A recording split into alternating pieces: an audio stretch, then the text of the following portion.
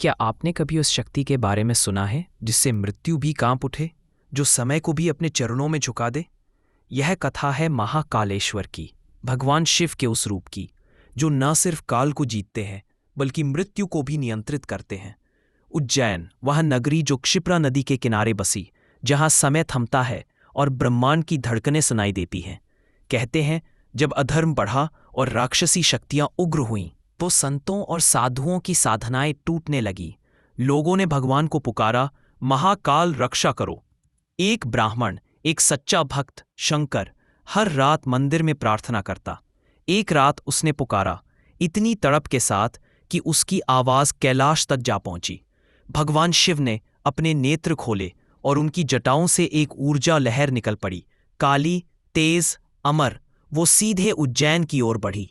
जैसे ही यह दिव्य ऊर्जा जमीन से टकराई, धरती कांप उठी, एक अग्नि की लपट फूटी और वही प्रकट हुए महाकाल, प्रचंड, तेजस्वी और भस्म से सजे हुए।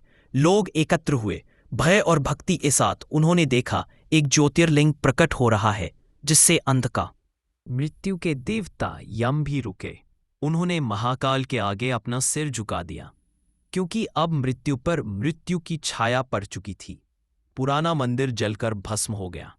उस स्थान पर निर्मित हुआ एक नया शक्तिशाली धाम, महाकालेश्वर। जब राक्षसों ने आक्रमण किया तो शिव के त्रिनेत्र से निकली अग्नि ने उन्हें भस्म कर दिया। एक पल में अधर्म का नाश हो गया। विश्व फिर से थमा हुआ समय महसूस करने लगा, जैसे कोई अदृश्य शक्ति सब कुछ नियंत्रित कर रही हो।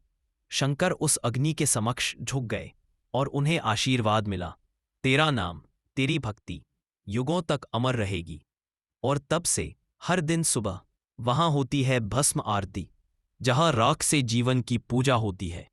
मृत्यु को भी एक उत्सव बना दिया गया। महाकाल 12 ज्योतिर्लिंगों में से एक, पर इनका स्वरूप सबसे अद्वितीय है, काल का भी नाश करने वाला।